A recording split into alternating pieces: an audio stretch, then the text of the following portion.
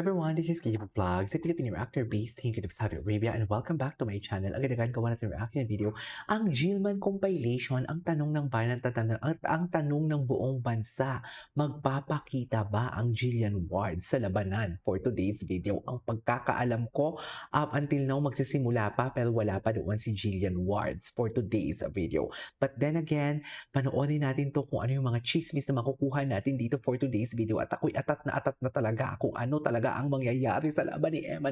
Of course, kahit ano man ang mangyayari, kung wala man si Jillian and everything, it's okay. Basta ako ang manalo lang talaga si Eman Bako sa Pacquiao sa laban niya today at magkaroon na siya ng title. Bet na bet ko yun. So without further ado, let's start this. Sa putatan pala ito. Ito na. Paumpasa na. Paumpisa na talaga. Nagre-ready na talaga sila for today's video. Ang tanong. Ito na. Wow, galing ni Eman. Ito na siya. Ay, hindi ito eh. Wait lang. Ay, ano ito? Ito, panoorin natin to. Magandang araw po sa inyong lahat. Good Memang Bako morning. sa Pacquiao, ginulat. Jillian Ward, bumati ngayon. Ayun na naman. Alamin po natin lahat yan dito sa ating video. Bali ngayon po ang pinakainihintay na araw ni Memang Bako sa Pacquiao dahil muli po siyang magbabalik sa boxing ring. Kung maaalala nyo po, ito pong si Memang Bako sa Pacquiao, ang huli niya pong laban ay nakasama niya po si Jillian Ward. At ang maganda po dyan ay nanalo po si Memang Bako sa Pacquiao via TKO sa madaling panahon pa. So napakaganda nga po ng naging laban dyan ni Memang Bako sa Pacquiao.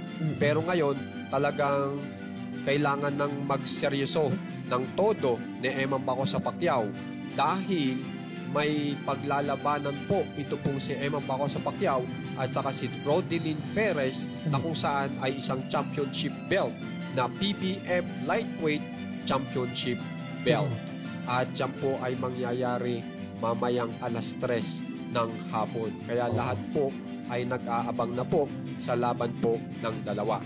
So kung mapapansin nyo, nakalagay po dito ay 2. Kasi nagharap na nga po ito nung una at ang nanalo po ay si Memang Bako sa Pacquiao. Pero napakatindi rin po ng performance na ginawa ni Rodelyn Perez na talagang nahirapan din po si Memang Bako sa Pacquiao. Kaya nung in-interview po si Memang Bako sa Pacquiao, kung patutumbahin ba itong si Rodelyn Perez ay hindi niya sinabi na patutumbahin niya si Rodelyn Perez. Pero magiging exciting daw ang magiging fight nila. Samantala, nung in-interview po si Memang Bako sa Pacquiao, ay ito po ang mga sinabi ni Memang Bako sa Pacquiao para raw po sa kanyang mami itong laban na ito. At kung dadating daw yung panahon na siya ay magretiro na sa boxing, gusto niya raw po makita siya bilang isang mabuting anak at protector ng family. At bumati rin po siya sa kanyang ama na si Manny Pacquiao at ang pagkakasabi niya ay Happy Father's Day. So, ang isa pa pong matindi pong tanong dito ay sabi po nung nag-i-interview, ang pagkakatanong niya ay may aabangan bang sikat na maganda? At ito po ang sinagot ni Memang Bako sa Pacquiao, abangan nyo na lang po, secret. So talagang kaabang-abang nga po kung ano ba ang mangyayari mamayang alas 3, kung magpapakita ba si Jillian Ward o hindi. Pero ang talagang nagulat po si Memang Bako sa Pacquiao ay ito pong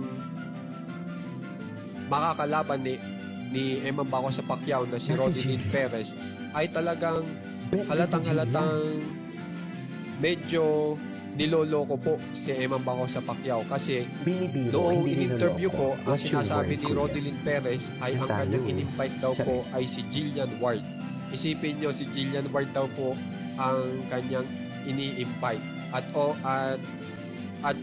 okay lang na yun yung kanyang in-invite, si Jillian Ward. At yun nga po ay natanong dito nag-i-interview kung ayos lang ba yung sinabi ni Rodelyn Perez doon sa pagkakasabi na ang ini-invite ni Rodelyn ay si Jillian Ward.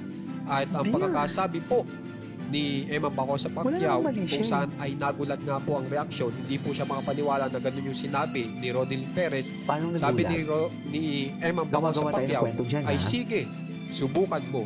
Ay, So, wow, walang ganyan na talagang sinabi si Eman. titingnan po talaga Hello? natin kung ano bang mangyayari sa labanan ni Eman Bacosa Pacquiao at Rodelyn Perez. So, napakaganda nga po ng nangyayari po dito po sa fight na ito dahil napakadami nga pong curious kung lalabas ba si Jillian White at kung sino ba ang mananalo sa dalawa. Samantala, dito naman po tayo kay Jillian White kung saan ay ito po yung kanyang ipinakitang video ngayon. So lahat nga po ay nag-aabang kay Jillian White kung pupunta. Pero ito yung pinakita niyang video ngayon kung saan siya ay tumatakbo. At ang nakalagay po dito ay 2 hours and a half of working out done. So tumakbo naman si Jillian White ng 2 oras. Isipin niyo naman po, kaya pala napakaganda ng kanyang katawan dahil isipin niyo 2 oras kung tumakbo. So napaka-active po. At ito nga po kung saan ay ang sinunod niya po ay binati niya po ang kanyang ama na Happy Father's Day. At ito po ang pagkakasabi niya.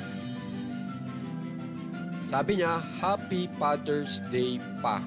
So yan ang kanyang binati ngayon. So guys, kung gusto niyo pong ma-update kung ano ba nangyayari po talaga ngayon kina Eman Bacosa Pacquiao Okay. at kay Ma'am Go. Jillian. Tingnan pa natin. Ano nang chika? Magandang- Person ni This will Pacman. be 6 rounds of Hindi pa nagsisimula. Hindi pa siya nagsisimula. Ay, ito na. Ito na. Ay, hindi pa to. Ito na ba yun? Hindi pa to, hindi pa to. Ay, yan yung kalaban. Yan yung kalaban niya, no? Ay, ito yung weigh-in kahapon, Diyos ko! Na hindi sila magkanda match-match. Pero after seconds rider, nag-ano na sila. Okay na daw.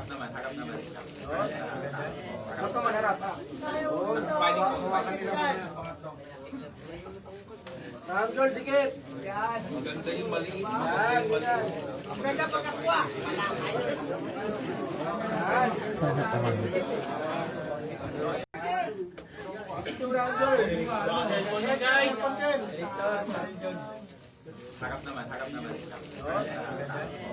Harap naman. Go. Ito na. Ready na si Eman nga. Ready na nga si Eman nyo, pero no show ang Jillian. Diyos ko. No show. Ay, ito. Ang gwapo ni Eman, no? Ay, bakit naman kinikilig pagdating kay Jillian? Yan ang sinasabi ko. 'Di ba? Anyways, that is all for today's video. This is Kibo Vlogs and see you in my next vlog.